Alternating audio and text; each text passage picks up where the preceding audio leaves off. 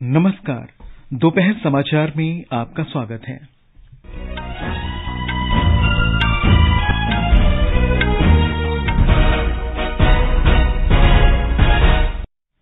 स्वास्थ्य मंत्री डॉक्टर मनसुख मांडविया ने देश में कोविड की स्थिति की समीक्षा के लिए एक उच्च स्तरीय समिति की बैठक की अध्यक्षता की। सूचना और प्रसारण मंत्रालय का यूट्यूब को देश में फर्जी खबरें फैलाने वाले 3 चैनलों आज तक लाइव, न्यूज हेडलाइंस और सरकारी अपडेट्स को अपने प्लेटफॉर्म से हटाने का निर्देश।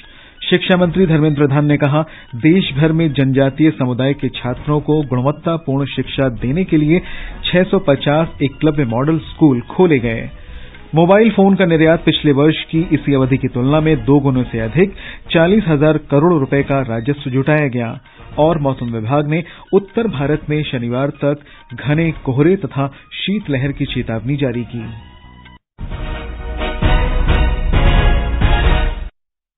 दोपहर समाचार के साथ मैं निखिल कुमार। स्वास्थ्य और परिवार कल्याण मंत्री डॉक्टर मनसुख मांडविया ने देश में कोविड की स्थिति की समीक्षा के लिए नई दिल्ली में एक उच्च स्तरीय बैठक की अध्यक्षता की। इस दौरान स्वास्थ्य और परिवार कल्याण राज्य मंत्री डॉक्टर भारती प्रवीण पवार, स्वास्थ्य सचिव राजेश भूषण और अन्य वरिष्ठ अधिकारी उपस्थित थे। ट्वीट संदेश में श्री मांडविया ने कहा कि कुछ देशों में कोविड के बढ़ते मामलों को देखते हुए आज समीक्षा बैठक की गई। उन्होंने कहा कि कोविड अभी समाप्त नहीं हुआ है। श्री मांडविया ने सभी से सतर्क रहने और निगरानी तंत्र को मजबूत करने का निर्देश दिया। उन्होंने कहा कि सरकार किसी भी स्थिति से निपटने के लिए तैयार है। चीन, जापान, अमेरिका, कोरिया और ब्राजील में कोविड के मामलों में अचानक आई तेजी को देखते हुए स्वास्थ्य मंत्रालय ने कल राज्यों और केंद्र शासित प्रदेशों से सकारात्मक नमूनों की जीनोम सीक्वेंसिंग को तेज करने को कहा था। स्वास्थ्य सचिव ने अपने पत्र में कहा कि देश कोविड वायरस के संक्रमण पर रोक लगाने में सफल रहा है। उन्होंने कहा कि कोविड की सार्वजनिक स्वास्थ्य संबंधी चुनौतियां अभी भी दुनिया भर में बनी हुई हैं।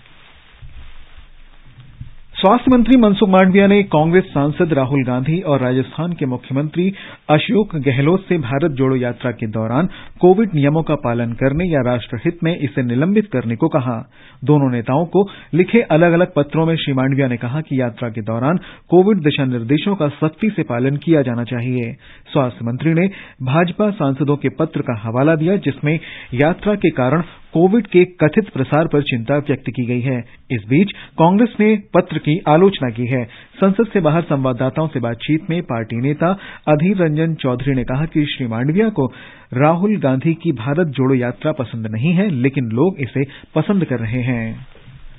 सूचना और प्रसारण मंत्री अनुराग सिंह ठाकुर ने गांधी परिवार का उल्लेख करते हुए जानना चाहा कि क्या विशिष्ट परिवार सभी दिशा निर्देशों से ऊपर है। संसद से बाहर संवाददाताओं से बातचीत में कांग्रेस की आलोचना करते हुए उन्होंने कहा कि वो समझते हैं कि विपक्षी पार्टी में उसके अध्यक्ष की तुलना में परिवार को अधिक महत्व मिलता है, लेकिन उन्हें अभी भी कोविड दिशा निर्देशों का पालन करना चाहिए। सूचना और प्रसारण मंत्रालय ने यूट्यूब को देश में फर्जी खबरें फैलाने वाले 3 चैनलों आज तक लाइव, न्यूज हेडलाइंस और सरकारी अपडेट्स को अपने प्लेटफॉर्म से हटाने का निर्देश दिया है। सूत्रों के मुताबिक इन चैनलों को पत्र सूचना कार्यालय की फैक्ट चेक इकाई द्वारा फर्जी खबरों को प्रसारित करने वाला घोषित किए जाने के बाद ये कदम उठाया गया है। पत्र सूचना कार्यालय की फैक्ट चेक इकाई ने एक बयान में कहा था कि ये यूट्यूब चैनल प्रधानमंत्री, निर्वाचन आयोग, उच्चतम न्यायालय और देश के प्रधान न्यायाधीश तथा अन्य सरकारी योजनाओं के बारे में झूठे और सनसनीखेज दावे कर रहे हैं। पिछले 1 वर्ष के दौरान सूचना और प्रसारण मंत्रालय ने फर्जी समाचार प्रसारित करने वाले 100 से ज्यादा यूट्यूब चैनल्स पर प्रतिबंध लगाया है। शिक्षा मंत्री धर्मेंद्र प्रधान ने कहा है कि सरकार ने पिछले 8 वर्षों में जनजातीय समुदायों के विकास के लिए कई कदम उठाए हैं। आकाशवाणी समाचार से बातचीत में उन्होंने कहा कि जनजातीय समुदायों के विकास पर खर्च, जो वर्ष 2014 से पहले 19,000 करोड़ रुपए था, अब 91,000 करोड़ तक पहुंच गया है। श्री प्रधान ने कहा कि सरकार ने जनजातीय क्षेत्रों में गुणवत्तापूर्ण शिक्षा को प्रोत्साहन देने के लिए 650 से अधिक एकलव्य मॉडल रिहायशी स्कूलों का निर्माण किया है। भारत सरकार 29,000 करोड़ रुपया खर्चा करके 650 स्कूल्स बना रहे हैं। भारत की ट्राइबल डोमिनेटेड ब्लॉक में बन रहा है।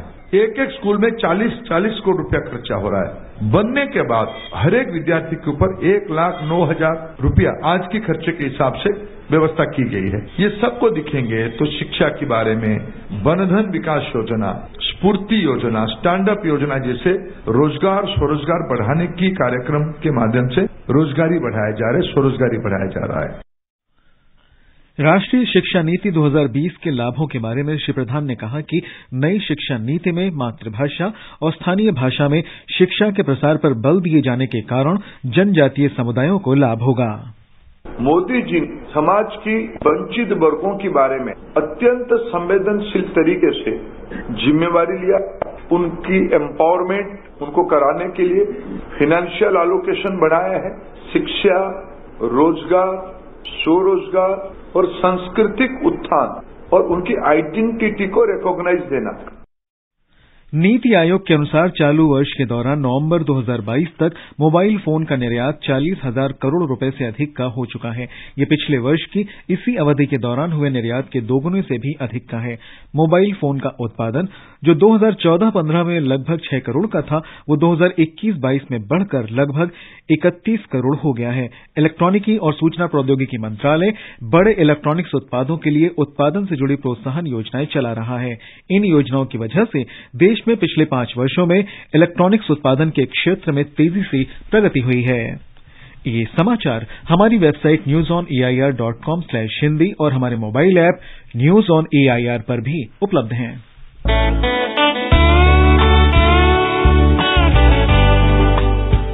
Northeast Diary program broadcast every Thursday and Sunday at 5:30 p.m. brings very interesting and enchanting stories from the 8 Indian states of Northeast India. In this week's Northeast Diary on 22nd of December, we bring an interesting interaction on corporal punishment and cyberbullying conducted by UNICEF, Way Foundation and NSS. Looking forward to seeing you there.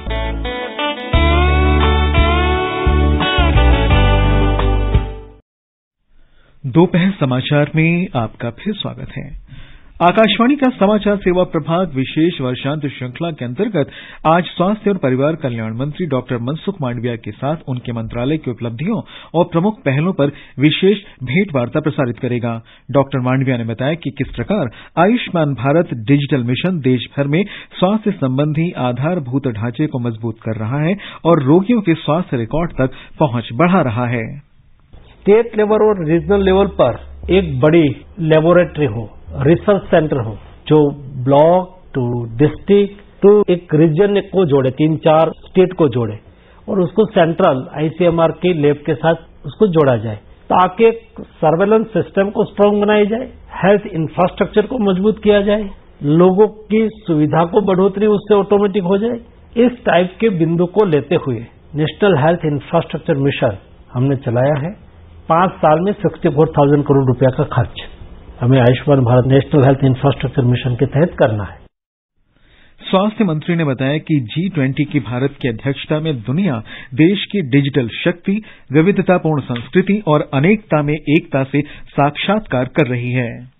1 lakh nearest लोग G20 के एक year के दरमियान India की visit करने वाले हैं और सभी इस लेवल के लोग हैं जो इंडिया को देखेंगे। हेल्थ सेक्टर देखेगा, एग्रीकल्चर सेक्टर देखेगा, इंडिया की डेमोक्रेसी देखेंगे, इंडिया की डाइवर्सिटी देखेंगे, इंडिया का कल्चर देखेंगे। ये सब दिखाने का ये अवसर है और मैं मानता हूं कि इंडिया की G20 की प्रेसिडेंसी इंडिया का डेवलपमेंट के लिए, विश्व में इंडिया की शाख को बढ़ाने के लिए महत्वपूर्ण साबित होगी।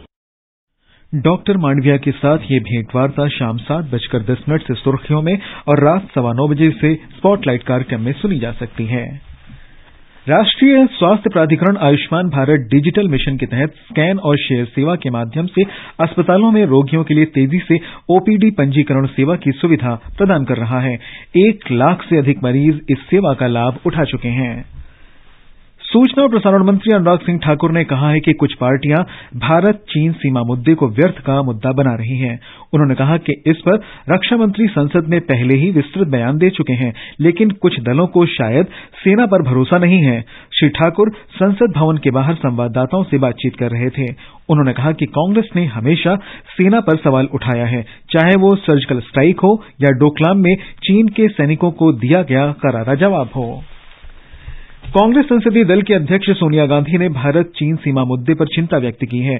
आज सुबह कांग्रेस संसदीय दल की बैठक में श्रीमती गांधी ने कहा कि पूरा देश अपने सैनिकों के साथ खड़ा है, जिन्होंने कठिन परिस्थितियों में हमलों को नाकाम कर दिया। इस बीच विपक्षी दलों ने संसद में इस मुद्दे पर चर्चा की मांग को लेकर संसद भवन परिसर में विरोध प्रदर्शन किया। लोकसभा की कार्यवाही भारत चीन सीमा मुद्दे सहित विभिन्न मुद्दों पर विपक्षी सदस्यों के हंगामे के कारण बाधित हुई। आज सुबह सदन की कार्यवाही शुरू होते ही कांग्रेस, डीएमके और अन्य सदस्यों ने इस मुद्दे को उठाने की कोशिश की। अध्यक्ष ओम बिरला ने मांग को खारिज कर दिया और सदस्यों से आग्रह किया कि वे प्रश्नकाल चलने दें, जो बहुत ही महत्वपूर्ण है।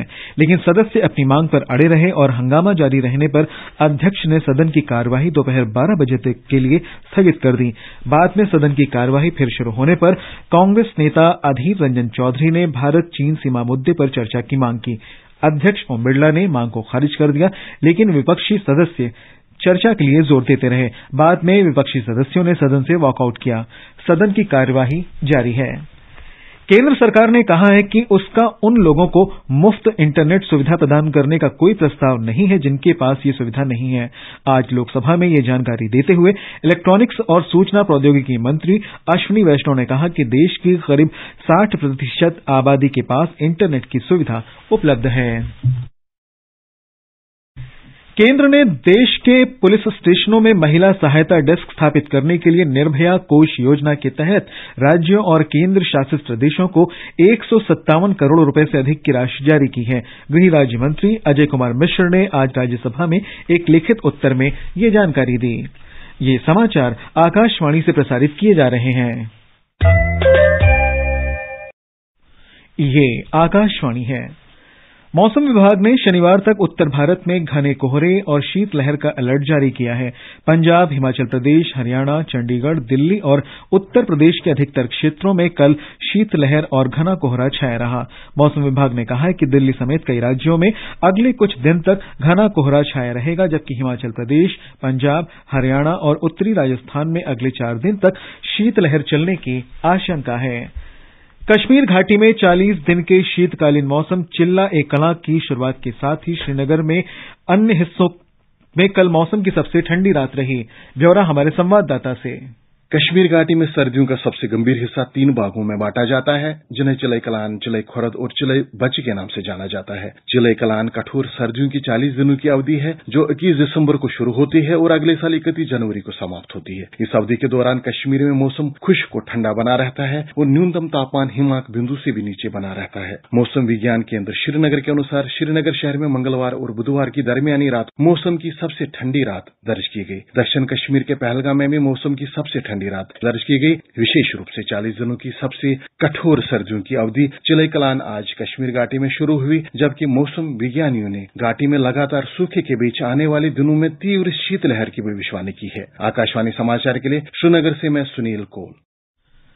जम्मू श्रीनगर राष्ट्रीय राजमार्ग पर देवल पुल के पास आज एक बड़े पत्थर के खिसकने के कारण जम्मू से चेनानी, पत्नीटाप, डोडा, रामबन, गोल, बनिहाल और श्रीनगर से वाहनों की आवाजाही रोक दी गई है। मलबे को हटाने का काम चल रहा है। राजमार्ग बंद होने से सैकड़ों यात्री वाहन और ट्रक विभिन्न स्थानों पर फंसे हुए हैं। प्रधानमंत्री और नेपाली कांग्रेस के अध्यक्ष शेर बहादुर देउबा को संसदीय दल का नेता चुन लिया गया है। इस जीत के साथ ही देउबा नेपाल में अगली सरकार में प्रधानमंत्री पद के लिए पार्टी के उम्मीदवार होंगे। सरकार मोटा अनाज उत्पादन बढ़ाने के लिए 14 राज्यों के 212 जिलों में राष्ट्रीय खाद्य सुरक्षा मिशन पोषक अनाज कार्यक्रम लागू कर रही है। लोकसभा में एक लिखित उत्तर में ग्रामीण विकास राज्य मंत्री साध्वी निरंजन ज्योति ने कहा कि सरकार ने राज्यों और केंद्र शासित प्रदेशों के लिए 205 लाख टन पोषक अनाज का लक्ष्य रखा है। और अंत में मुख्य समाचार एक बार फिर। स्वास्थ्य मंत्री डॉक्टर मनसुख मांडविया ने देश में कोविड की स्थिति की समीक्षा के लिए एक उच्च स्तरीय समिति की बैठक की अध्यक्षता की। सूचना और प्रसारण मंत्रालय का यूट्यूब को देश में फर्जी खबरें फैलाने वाले 3 चैनलों आज तक लाइव, न्यूज हेडलाइंस और सरकारी अपडेट्स को अपने प्लेटफॉर्म से हटाने का निर्देश। शिक्षा मंत्री धर्मेंद्र प्रधान ने कहा, देश भर में जनजातीय समुदाय के छात्रों को गुणवत्तापूर्ण शिक्षा देने के लिए 650 एकलव्य मॉडल स्कूल खोले गए।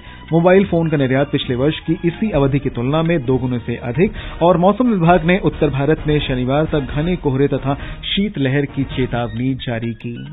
इसके साथ ही दोपहर समाचार का ये अंक समाप्त हुआ। नमस्कार।